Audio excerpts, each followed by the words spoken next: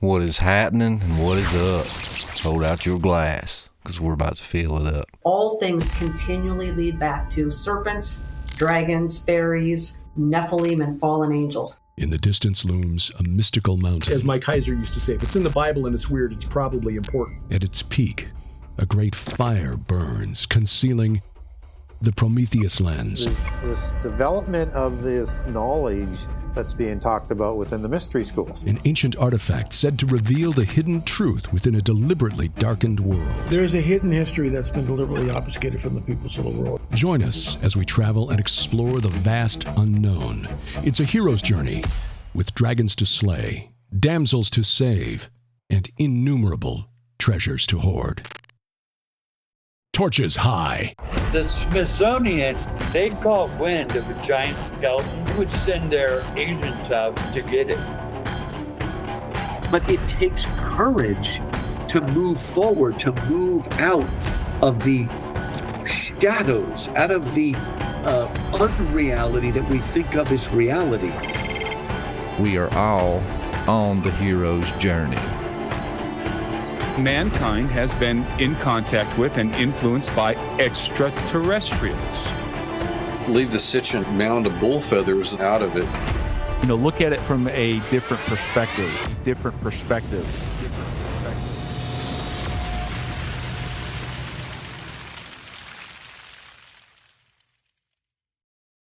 What's up, you weirdos? Welcome to another episode of Where the Weird Ones Are. My name is Kevin, but you probably already knew that, and if you didn't, you do now. Today is Conspiracy Tuesday number 17, and we're going to discuss drones, aliens, and a whole bunch of shit. So I have three amazing guests on today, and I enjoy all three of their perspective podcasts. And I think they're great people. I respect them a lot. So without further ado, I'll let them introduce themselves real quick. We'll start with Riley. Riley, let everybody know who you are, your podcast, and where they can find you. What's up, everybody? I'm Riley, host of the Midwest Mythos podcast. You can find me, really, YouTube, Midwest Mythos podcast, Instagram, Midwest Mythos, and everything Midwest Mythos you can find at Linktree/Midwest Mythos podcast. Thanks for having me, Kevin. Yeah, thanks for being here, man. I appreciate it. And next we'll do Justin, if you don't mind letting everybody know where they can find you and all that.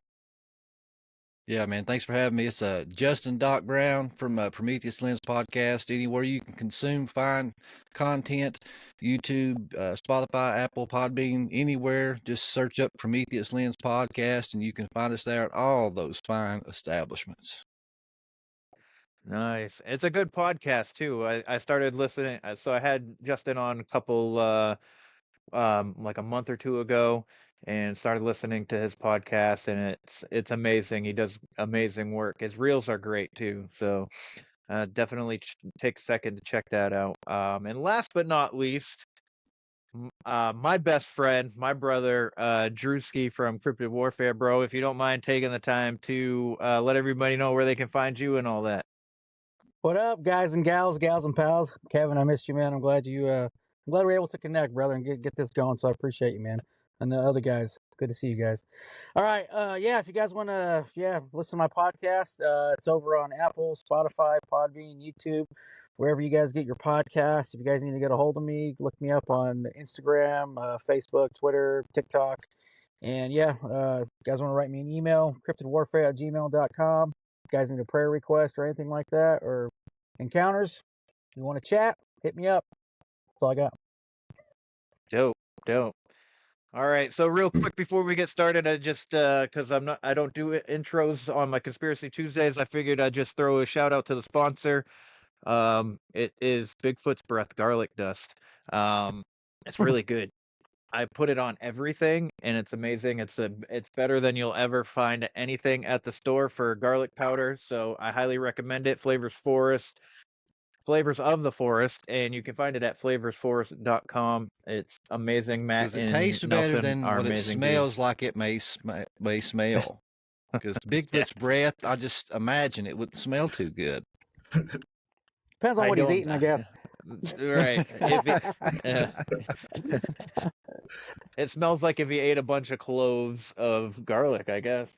It does. But it tastes really good. So, I figured I'd throw that out there before we get started. But, gentlemen, I have a question for you. First of all, did you know Elon Musk had a brother? Yes, I did. I heard about that. Yeah, I guess he has two brothers and a sister. So I he didn't has know a that. brother. Yeah, so he has a brother named Kimball, and he's an entrepreneur out in South Africa. And can you guess what his tech company is into? Drones. Exactly. Just a guess.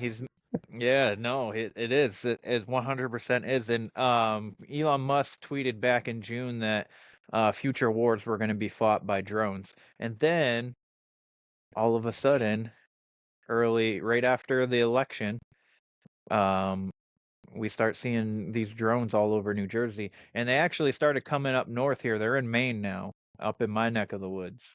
I personally haven't seen them in the sky, but what do you guys think it is? Do you think it's government? Do you think it's aliens? Like, what is your perspective like when you first heard of this stuff happening?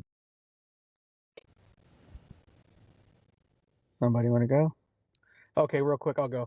Okay, so it's funny when you said Elon Musk said our future is going to be fought with drones, right, and wars. Yeah. Funny thing is, yeah. in Ukraine, follow a couple buddies of mine, and they were talking about, of course, you guys seen footage on X and all that of the war that's going on in Ukraine with Russia and stuff. So, at first, it was starting off with like trench war fighting, right, and then it upscaled up to drone attacks. So they're already starting to use drones, suicide drones, kamikaze drones, drones dropping bombs, stuff like that. So, and hats out to Mossberg and Remington because the shotgun came back. So that's how they're able to fight against the drones with the Ukraine and the freedom fighters and stuff like that. Where to fight against the drones is basically just to pepper them. Just with shotgun rounds and stuff like that. But as far as that, man, I've heard so much stuff, dude, about these drones. And I always try to go about things biblically too, but I heard they came out of the ocean. And what's funny is that I don't know how legitimate that is or what, but that's just what a bunch of people were saying. But 2 weeks prior to that, how the Senate had a meeting about what the admiral came out and saying that UFOs and UAPs do come out of the ocean. They do have bases in the ocean. That's one thing. And, and also too, to me, when the government says we have no idea what it is. So you're telling me with one of the top techs in the world when it comes to NORAD, all this stuff, Air Force, Space Force, all that, you have no idea what these things are. Get the frick out of here, man. Get out of here. That's total bullcrap. And go ahead. The freaking size of these drones, they have to be registered, right? So you have to know like who's operating them. 100%. 100%, man.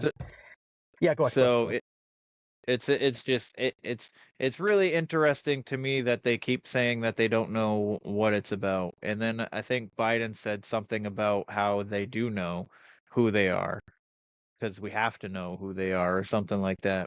I'm paraphrasing. Like those aren't the exact words that he said, but he said something to one thing I think that is strange too is back in the 90s, a lot of people kind of slept on Bill Cooper. Bill Cooper, if you followed him, he wrote that book, Behold a Pale Horse. Yep. And he told people, yes, I will be killed for this information that I'm releasing. And in that book, a lot of people have seen his little YouTube skits and stuff like that, but very few people have took the time to actually read his book and listen to his series. And they've actually took his old radio broadcast and they've converted it into a podcast now, and it's out there on everywhere. And it's called Mystery Babylon, I think is what it's called. I actually even have a book over here that they took it and made it into a script, so you can actually read it. But in that book, man, he talks about when he was like a Navy captain or something like that, and they were out there on the Pacific Ocean where you get all those stories of the Nimitz and the UFO stuff. And this was back in, I think it was the 70s. and he said that he was out on deck and he seen this spaceship come out of the water and it hovered on deck. Everybody on the deck come out and was just, staring at this thing in astonishment. That he ran to the radar deck. They picked it up on radar. They were documenting it all, and that it took off. He said, and everybody was just kind of standing there. And he said, maybe 10, 15 minutes later, he said, the thing come back. He said, but it darted like a bullet straight into the water. He said, but we seen the water part and wrap around it like a blanket, like it had a force field around it. So it's like all this stuff they're talking about in Congress now. When they were talking about that, Bill Cooper coming to my head, I was like, dude, he was talking about this stuff in the 90s. And he said that when it happened, they brought everybody back into the port for a debriefing and said that the head guy over all of them, one by one, talked to them all. And when he talked to Cooper, he said, son, tell me what happened out there. And he said, sir, I think it was a UFO. And he was like, gee, did Cooper, and started throwing stuff. And he said he was breaking stuff in there and going off. He said, and I just kept my cool. He said he finally calmed down. He sat down and pulled his chair up. And he said, I'm going to ask you one more time, son. What did you see out there? And he said, nothing, sir. And he said he smiled real big. He says, you're going to go far, Cooper. Sign this paper and get out of here. It's really interesting the length. I mean, the things that they get you to not talk about when they happen. It's, man, I think there's a ton of people, maybe thousands of people out there that have seen that. Like, I mean, obviously with the ship and stuff, there's got to be what, like, how many people does it take to man one of those ships? Like a couple hundred. So the amount of people seeing it, and then to get everybody to say that they didn't see it and all that is non-disclosure form. Yeah, it's fucking the NDAs and all that stuff. It's wild to me. There could be so many people that know shit that could just like let us know, but they're under oath, I guess, or something like that. And if they do slip, they can lose their retirement, they can lose their benefits. They can lose all this stuff. Their life. And, their life. Their lives. And a lot of people ain't about that life, man. That's right. So, that's true. That's true. Man, I've gone back and forth with this drone thing too. Is like, I'm like, is the aliens, because they're talking about how some of them don't have heat signatures and some of them are reacting to being seen. You know what I mean? And they go transparent. Like the minute that you see them, within like a minute or two, they're either acknowledging that you're looking at them and they'll come closer or go further away, or they dissipate, like just vanish, which is more alien-esque to me. But so say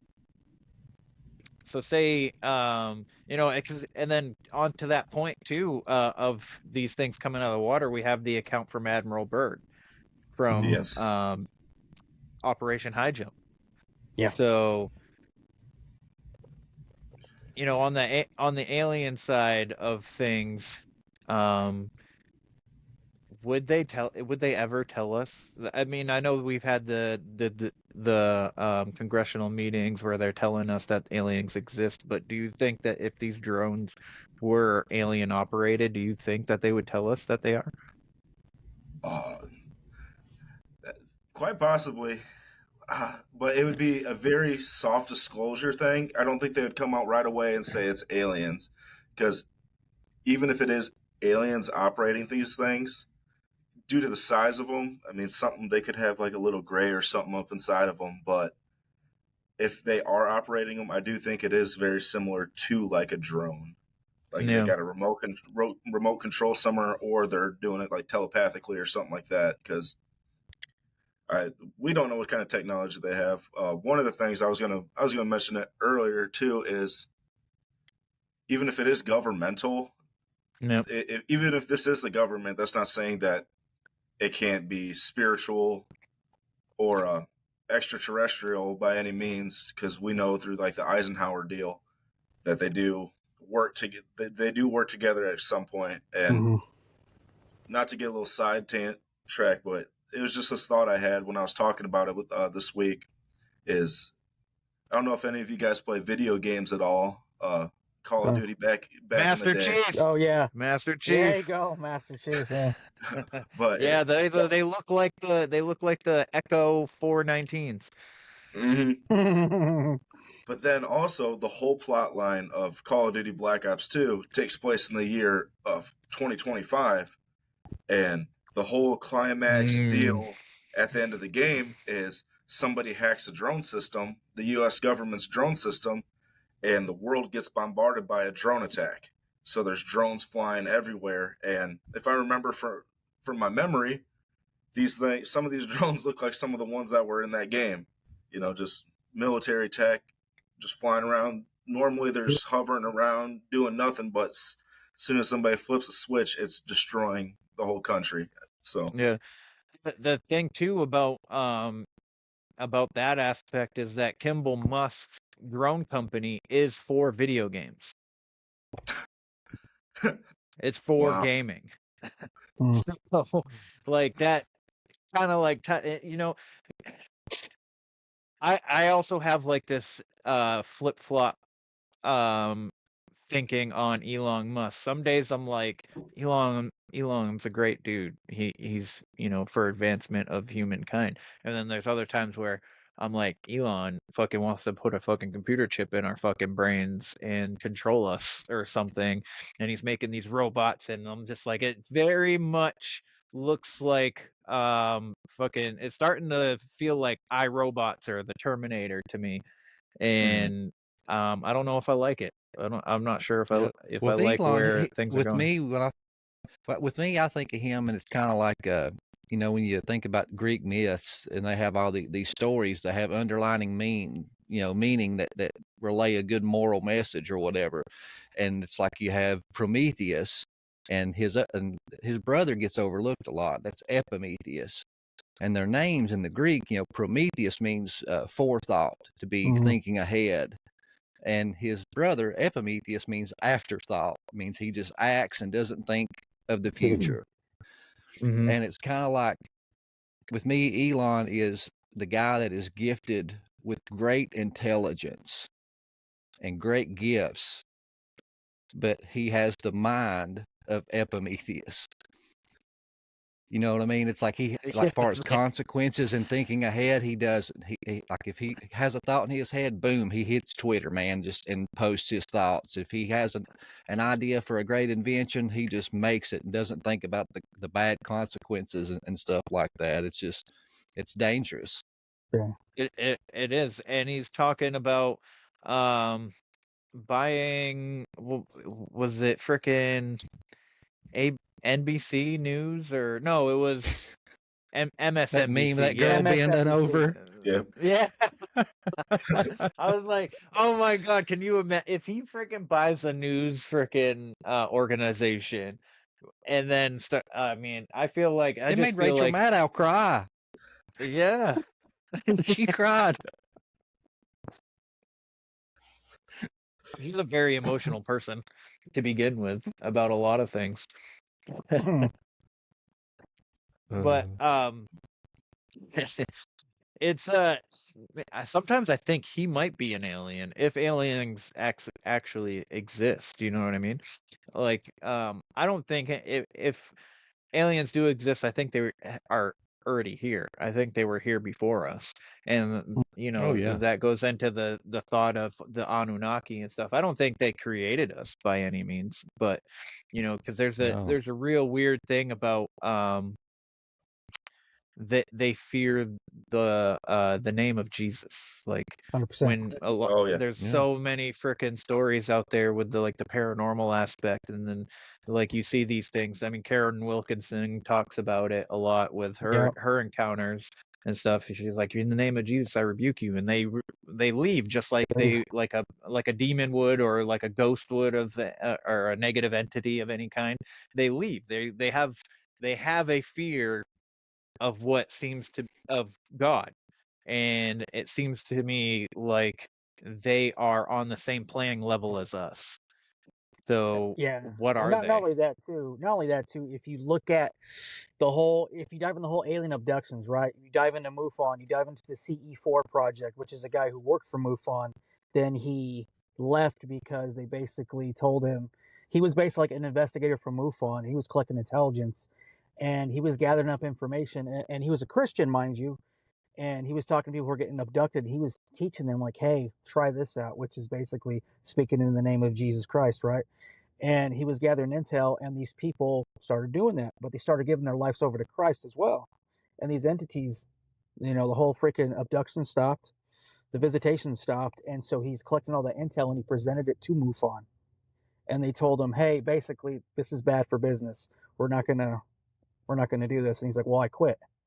So he quit, made up his own thing. So, but to me, when it comes to the alien part, right? If you look at the basically all of the intel and stuff, a lot of them promote New Age. A lot of them promote, be your own God, all this stuff, right? Mhm. They're okay with Buddhism. They're okay with Hindu. They're okay with a Muslim, all that stuff.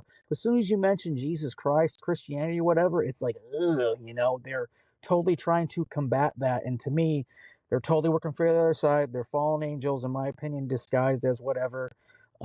Yeah, so, they've been lying since the beginning. They came here as the Anunnaki.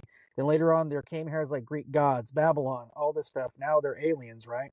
They lied about how they were from Mars, then Pluto, then freaking Planet X, then galaxies far, far away. Like, dude, like the breadcrumbs are there.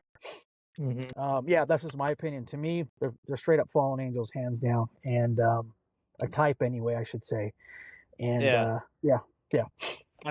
I feel like on that aspect, I feel like if they never came, right? So say they never were here, I feel like we would never have any concept of God or anything. Like we would, and I feel, which is weird. I feel like possibly that we would just consider ourselves as God, which I think that there is a power in that as well. I'm not saying like to idolize ourselves over God or anything like that, but that's not what I'm saying. I'm just saying, like, I think that if there was no ever the Anunnaki or the Greek gods or anything that showed us anything like that, or it could even go as far back as the tree,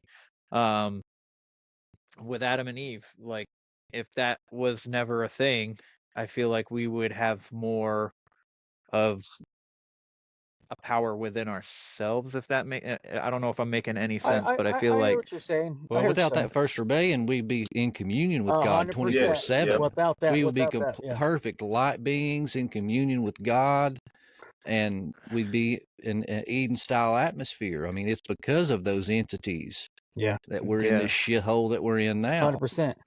If you want to take it farther than that, like if you ask a Jew, right, where's the fall? If you ask a Western Standard Christian, where was the fall? Everyone would say, well, Adam and Eve. The Jews would say, something, Adam and Eve, and then it would be Satan's downfall, right? To me, with that, if it wasn't for Lucifer and deceiving the third of angels, it was just like a snowball effect. You know what I'm saying? Mm-hmm. Like, yeah, I agree though. Yeah.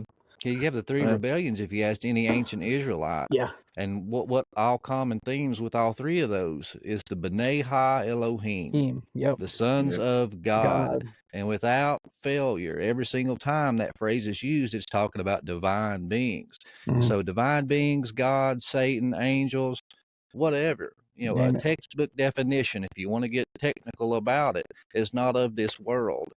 So if you want to get technical about it and put it in terms in a textbook, all those things are extraterrestrial. But we all get hung up and fight over verbiage. Yeah. So it's angels. That's true. true. It's aliens. I mean, it is what it is. It is what it is, yeah. Yeah, But you have the Tower of Babel, Genesis 6, the Garden of Eden and the tree. All three of those events have to do with the B'nai Ha Elohim. 100%.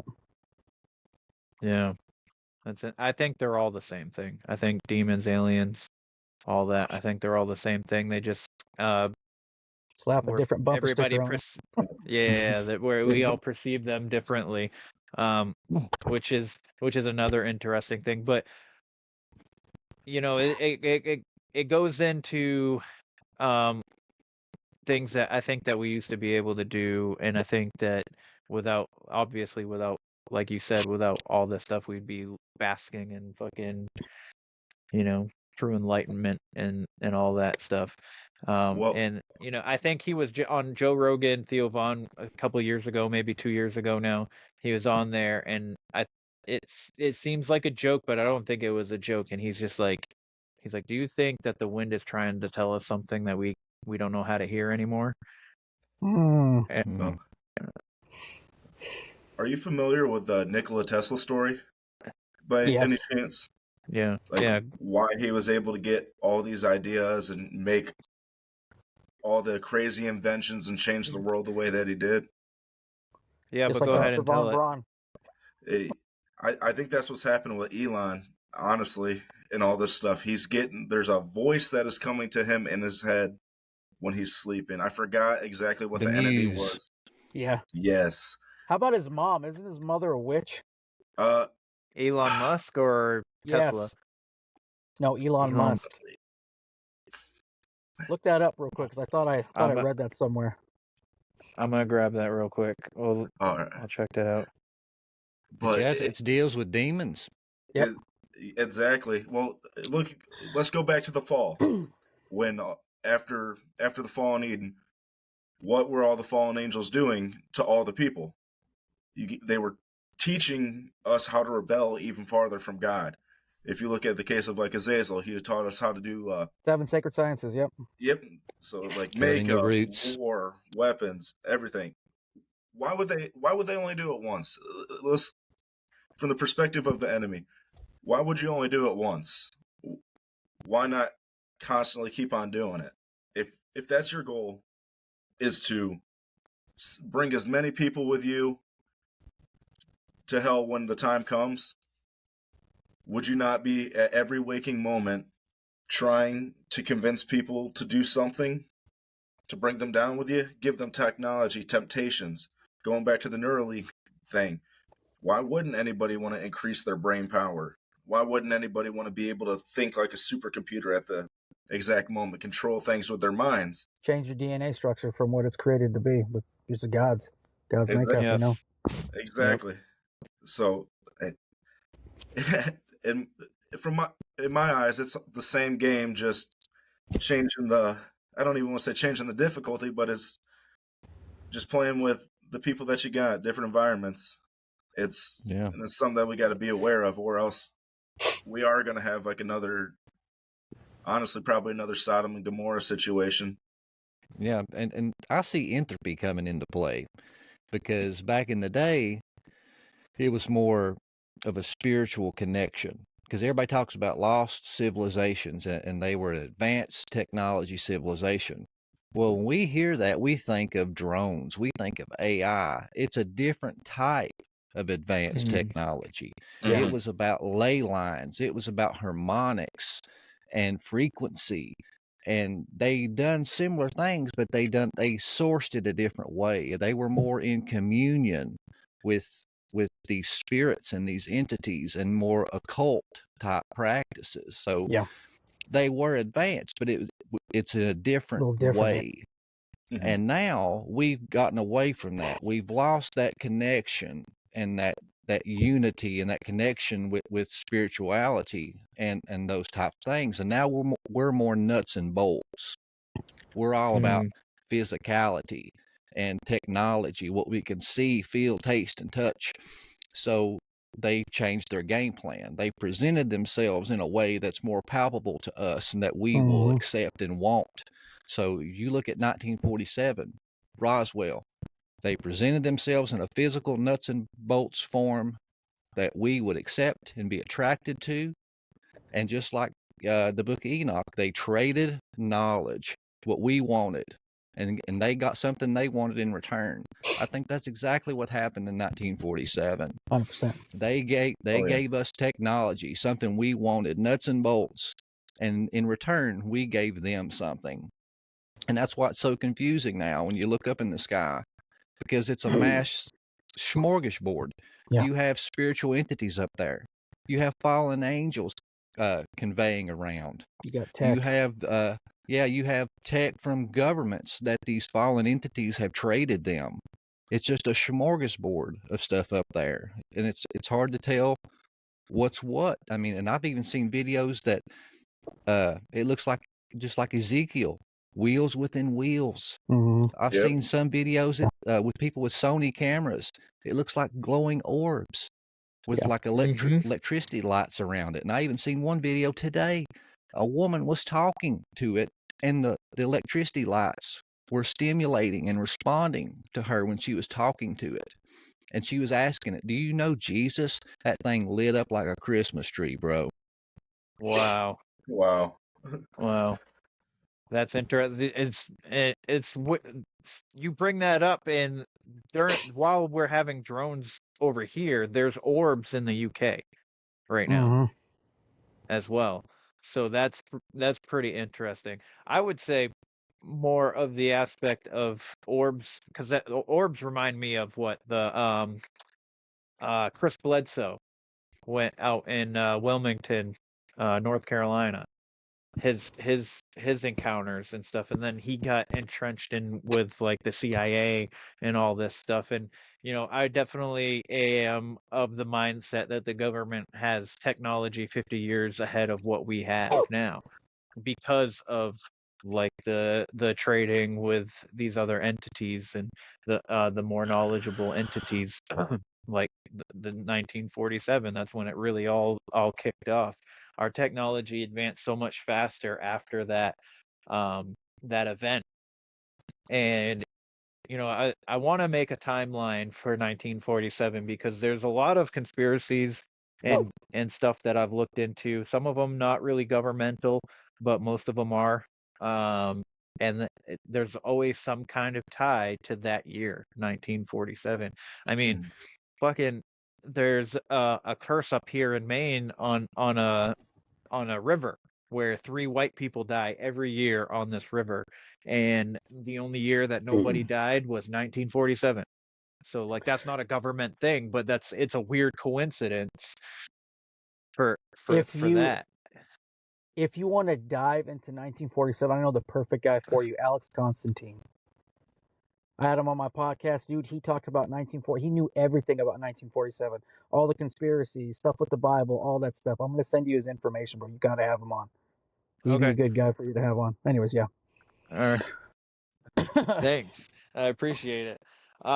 It's just it boggles my mind for these. First of all, these gentlemen that I had on the other day, we talked about the drones in New Jersey, and they were like, if they were alien, they wouldn't have the lights, like the red light, the green light, and the white light. All 3 of those lights that planes have.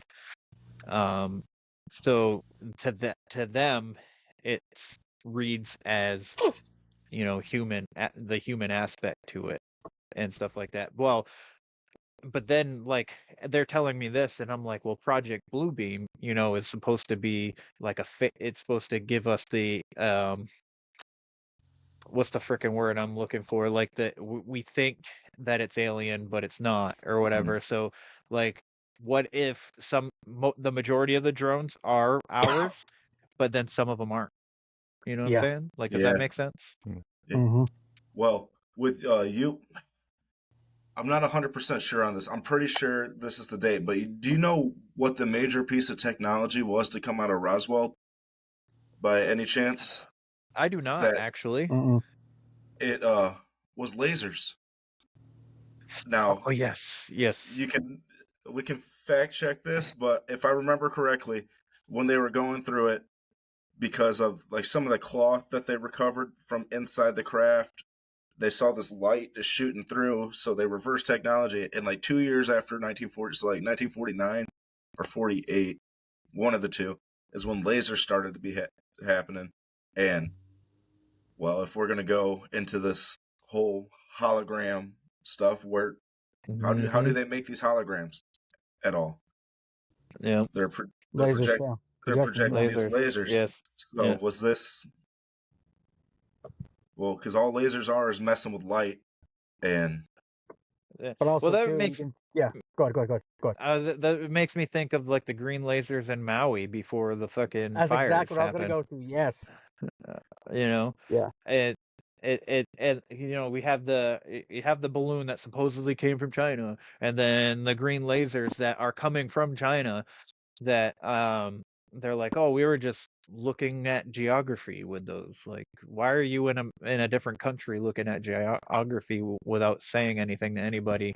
First of all, to begin with, you're gonna be like, hey, there's gonna be green lasers, just so you know, on this such and such a day because we're mapping out stuff or something. That's weird to me. And then you got the blue roofs. Anything blue didn't catch on fire. And then I don't know. It's weird to have things that we don't know what they are in our airspace to begin with. It's kind of it's a little scary. I'll be honest, because I don't know what the purpose of it is. And supposedly they're flying over like sensitive areas in New Jersey and stuff like that. And then there was a container ship that was coming into port in Newark, New Jersey, I think. And one of the containers held like radioactive material or like nuclear material or something, and it was broken open and everything in it was gone. Yeah, I was reading this thing from L.A. Marzulli, and he was talking about that. What his theory is that these drones, right, are doing like recon for these entities that are in the ocean. They're doing recon, and they're trying to find radioactive sites, right, like that ship, certain areas in New Jersey, stuff like that. And then when they gather up all that intel and information, what supposedly is that's when we'll have all these things come up. So I don't know. That was just his theory. It's like Godzilla. Right? These entities are feeding off of the radioactive waste. Yeah. Yes. Yeah.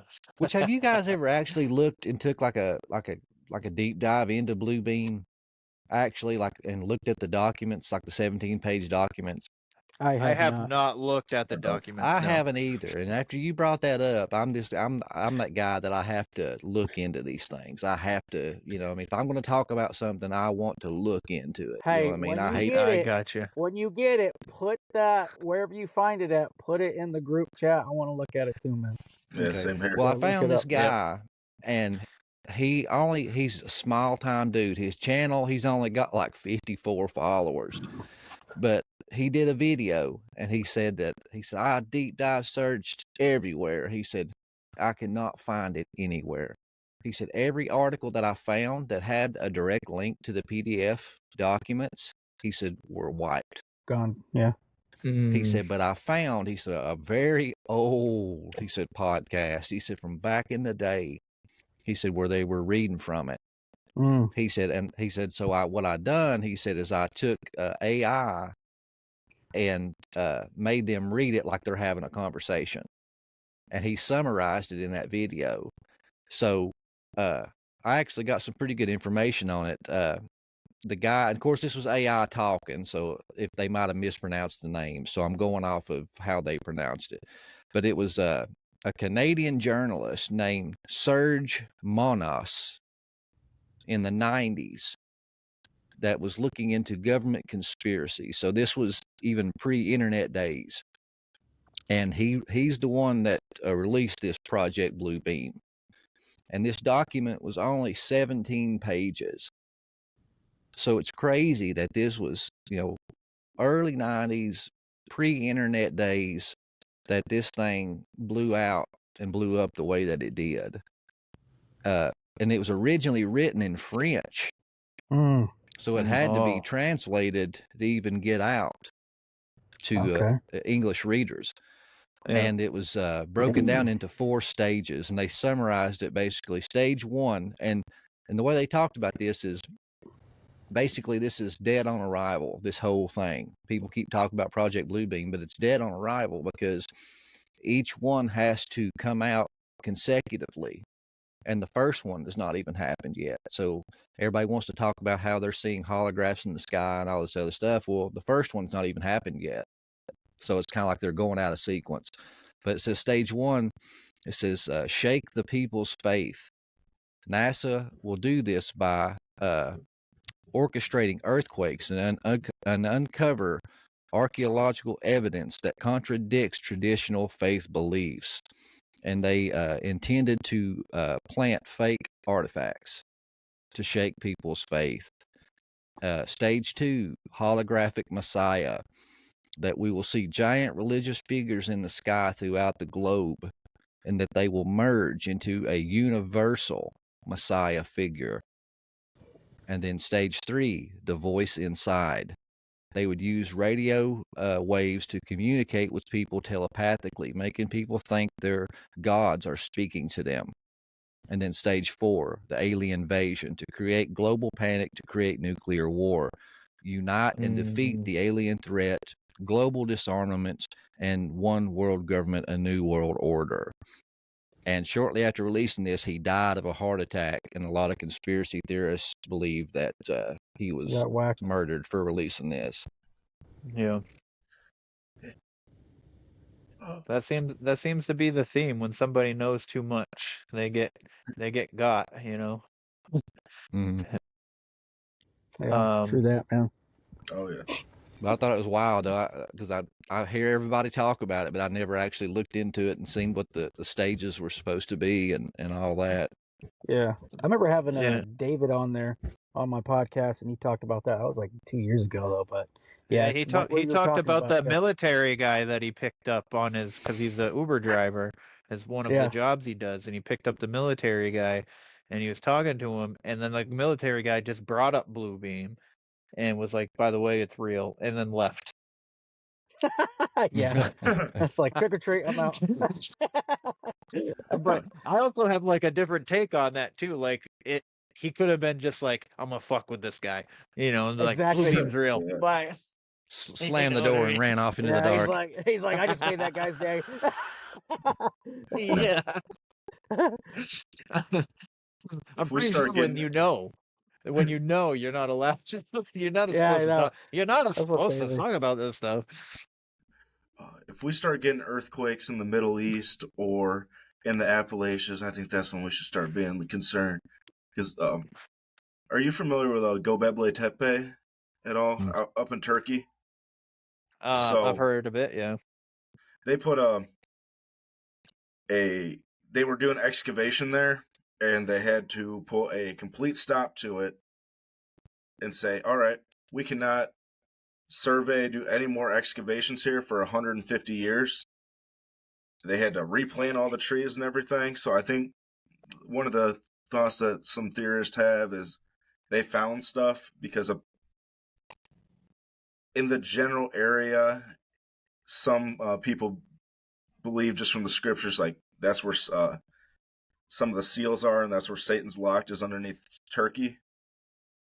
And it talks about in scripture, like where his throne's at. Yeah. So they're like, oh, maybe they found that or something that was leading to that, so they had to just completely stop excavation, because this whole site, the fact that they even found Göbekli Tepe in the first place is wild, because there wasn't very much. They just found like the top of something and completely did everything. Cannot explain why or how any of the stuff was built the way it was, just for the area. So I can see, because like you said, they're going to be planting fake artifacts and stuff like that to deter people. Well, what if they found the real artifacts? The reason they're stopped excavation, nobody's allowed to go there anymore, so they can go plant them fake artifacts. Because we already know, all four of us know, they have the technology to manipulate the weather. They have the technology. They could cause an earthquake if they wanted to. They never specified how big the earthquake was. CERN, all that, yeah. And it makes no sense scientifically. I mean, you make this great discovery, and you know, Dr. Judd Burton and Dr. Aaron Judkins, I've had them on the show many times, and they say that that's the paradigm that busts the paradigm. You know, this shows you that civilization is much more ancient than they thought, and it's completely backwards of what they thought. They thought that you had to have a civilization, you had to be able to farm and cultivate and do all these other things first before you could establish a religion. And this shows you that no, religion is what was established first. He said, and then all of a sudden they only excavate, I think it's like 5 to 6% of this site. And then all of a sudden they just stop and they're like, oh, okay, we're going to save some for future generations. He said, when in the hell have they ever done that? Mm-hmm. There's enough stuff to dig for 3 to 4 lifetimes of work. Why would, never in history have we discovered anything like this and just said, we're going to stop and just save it for later. Power. Yeah. Yeah. It's interesting. This whole fucking, I'm so fascinated with everything that's going on right now, all of this stuff. They've even talked about finding the Ark too, which is really interesting, and they're trying to discount that at the moment. Like the archaeologists out there, like, no, this like looks like the Ark, and then they're like the people that I don't know if it's the government or what. They're like, no, it's not. Let's not tell everybody. And then they're on podcasts and the shows on history talking about the Ark and stuff. And I don't know. I've had Andrew Jones on my show. He Yeah, lives did you? there. He's the main guy that works at the site, and he's picked up all the work from Ron Wyatt. And I've done Oh, 3 nice. shows with him. And then one of them, he breaks down every single scan and piece of archaeological evidence and scientific work that they've done on that thing. It's amazing. Did they ever Yeah. test like the petrified wood? Did they ever test that out? Do you say? I don't know with him, because there's 2 different ones. There's some people that think that it's up in the mountains, and Dave Navarra, he's come down with pieces, and they've done carbon dating on that, and it's come out like really freaking old, but it's like they can never lead anybody back to it. And there's, all kinds of accounts, but the site that he's talking about is that the Dupinar site. Gotcha. It's that Okay. site that's got that looks an outcropping of a shape of a boat, and they will not let them dig. So it's like all the work they've done has just been what do you call it, ground penetrating radar and metal detection and stuff like that. But even with the ground penetrating radar, they found ever so many feet, like decking board and even metal pins. They picked up metal spikes ever so many feet and stuff, and the length of the boat matches the description of the Bible. I mean, he lays it out pretty good, man. I mean, if it's not Noah's Ark, I'm fooled. Yeah. Yeah. Gotcha. Yeah. Same. What frickin' blows my mind too is the most catastrophic event in the world history, which was World War II, and the Nazis and stuff like that. They're looking for these holy relics like the whole time. Like there's something to that to me, I mean, I don't think, obviously, I don't think they were good people. Obviously, I'm not saying that in any way, but there's a really weird thing when it comes to biblical stuff, like holy things, and the fact that they're looking for holy relics and these artifacts and stuff, and I feel like there's some kind of power to it or something like that. And the more people that I talk to, honestly, I'm gonna like, for real, like talking with you guys and stuff, the more I talk to people on this podcast, the more I believe in God. And I wasn't, not that I was an atheist or anything to begin with, but I didn't really have much of a thought on the matter. And then out of nowhere, my son starts talking about scripture, and I'm like, what the fuck is happening right now? And I just think that there's like this weird thing that it's like there's just things that are happening, I feel like, and it's on purpose, and it's to put God into my heart and start looking into these facets when it comes Welcome to to the hero's supernatural. journey. Oh, 100%, man. I know there's a lot of people also waking up too, because we're in like birth pains right now, and a lot of people internally know there is a God. They internally feel like something's changing. It's given like people like an urgency, man. Like something's gonna happen. Something's going to happen. You know? Yeah, I believe that's what that. happened. That's what happened with me when I found Christ 4 years ago. It was a series of events, but it was that urgency that something's coming too as well. So it's it's awesome that you're feeling that. And on top of the Nazi comment with looking for all the artifacts and stuff like that, this has recently just come back into my circle of thought. With if you look at today, what group of people is out here now going and destroying all these artifacts? The Islam, they're going not to the Vatican? Not the Vatican? Not the Smithsonian's? No, I'm just kidding. Well, them too. No, they're opening portals. Yeah, they're working hand in hand. But they're going to all these museums in like Egypt and stuff that would have all these artifacts, all these places in the Middle East, even now in Europe, going to places where all these artifacts are that really haven't been studied too much because they're on display and they're just getting blown up. So we can no longer look at them and put the pieces together. Because if we had everything put together, well, not directly together, but if we could study them all, especially with now the technology we have, and make the connections, there's a very, very good chance that we could have almost undeniable proof of a good majority of the Old Testament of the Bible just based off these artifacts, but the artifacts are gone now. So I really think that's part of the enemy's plan to kind of like what the Nazis wanted to use the artifacts for what they can really do. That failed, so now they have to completely get rid of them to try to wipe the history. Yeah. And to tie it in with the UFO stuff, that shows you they were in communion with these entities, because all those top scientists come back to the United States, and what was that, Operation Paperclip? Operation Paperclip. Paperclip, yep. And then von Braun started NASA, and all of a sudden we had this explosion of knowledge, and was building rockets and going to the moon and all this other stuff. And that shows you, I mean, they were in direct connection with these entities, and like you talked about with Elon Musk and what was it? The other guy's name slipping my mind. The electricity guy. Tesla. Nikola Tesla. Were communing with these entities and getting knowledge. Well, so was Jack Parsons and L.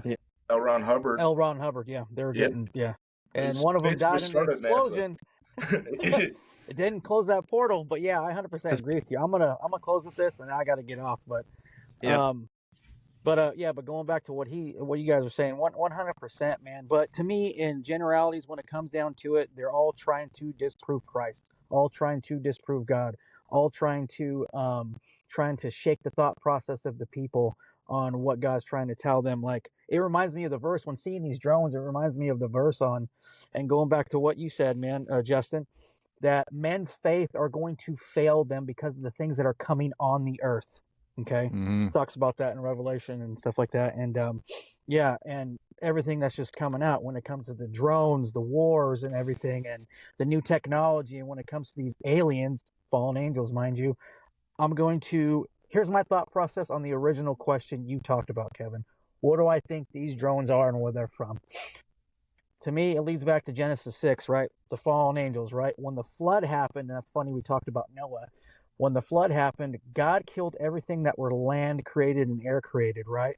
But the creatures of the sea doesn't say anything about.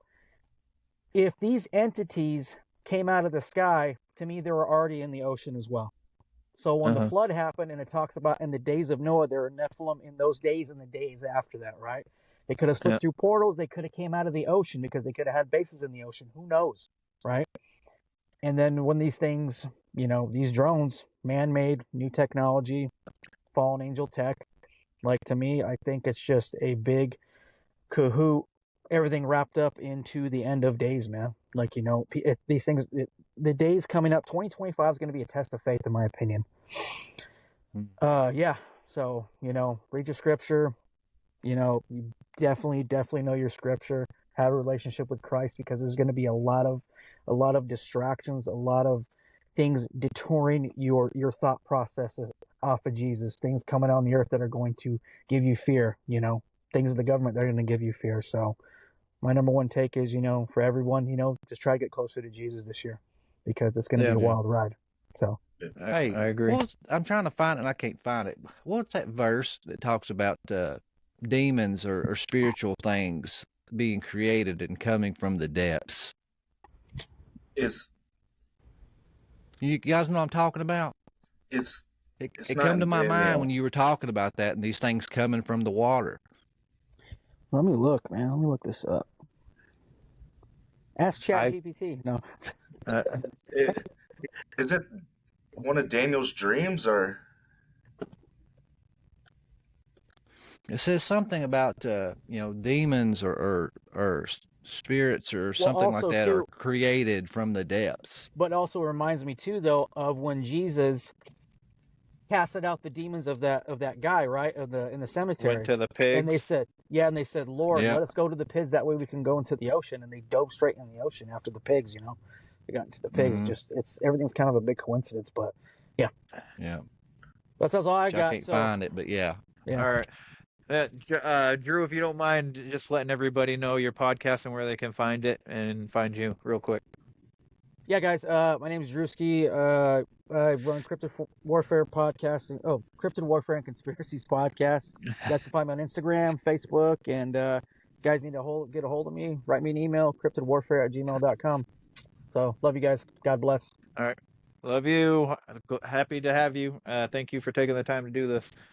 All right, bro. Love you too, man. Justin, good to meet you, man. Riley. Yeah, nice to meet you too, man. Keep kicking butt, bro. You too, brother. Later, guys. Later. All right. So I guess we'll close with that too. So Justin, if you don't mind. John D. John D. Yes. He was communicating with those things. You're right. And you remember he even summoned a little Yoda spirit. That's where Star Wars got the Yoda figure from. Is it? Yes. Yeah. Yes. Okay. I remember because I talked to Heidi about that, and that was the first time I ever heard of John D. was when she told me. It's man. He was an advisor to the They're all Queen. in cahoots. Yep, he was. And now the Freemasons know everything, or well, I think I don't know. So the Knights of Templar I didn't know was a real thing. I used to think it was just a video game thing from Creed's Assassin's Creed, and then come to find out that was a real freaking thing, and that was very freaking like the way they made that game was extremely factual. I was like, holy cow! Like even the symbolism and everything. I was like, wow, that's interesting. Oh, yeah. The golden apple. Yeah. Well, guys, there is no apple. I don't think there was. Though after talking to you, I was like, I don't think there was an apple. But hey, guys, I really appreciate you guys taking the time to do this. Like I said in the beginning, it was kind of last minute.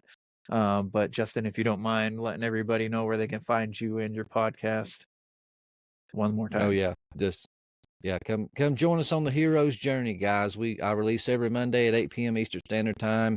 The YouTube channel, I'm trying to grow it. We have a live premiere and chat every Monday night at 8 p.m. Come join us on the channel. But anywhere you can consume content, I'm on all the social media channels. I release 2 or 3 posts and memes and reels every single day. Come check me out. Nice. It's a good podcast too, so I highly recommend it. And Riley, if you don't mind as well, letting everybody know where they can find you and your podcast. All right. You can find my podcast, Midwest Mythos, on really any streaming platform. I just started uploading episodes on YouTube, working on a backlog for all the early episodes. But you can also, basically everything you can find on my Instagram, Midwest Mythos. There I got link trees, links to everything there. If anybody wants to reach out and have a conversation, just let me know. I'll be more than happy to have you all out there. And thank you, Kevin, for having me on. This was a blast, man. Thanks for coming on, man. Time is our greatest currency, and the fact that you guys took the time to do this means the fucking world to me. But for everybody listening, go check out their Perspective podcast. Again, I listen to all 3 of them, and I love all 3 of them. So with that being said, if you don't mind, like, follow, share, subscribe. Those are the easy and free ways to help the show grow. You can also leave a rating and review. That's also free. But if your podcatcher doesn't allow you to leave a review, you can leave a review on the website where the weird ones are, podcast.com. You can also get merch, coffee, and hot sauce on the website as well. So with that being said, you know the drill. Question everything and stay weird. Until next time, guys. This concludes our broadcast day. Click.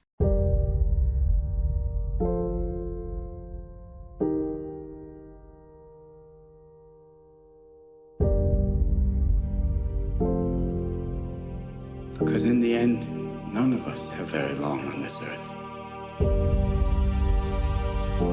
Life is fleeting. And if you're ever distressed, cast your eyes to the summer sky.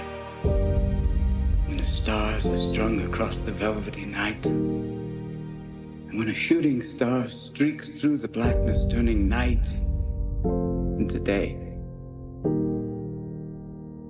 make a wish.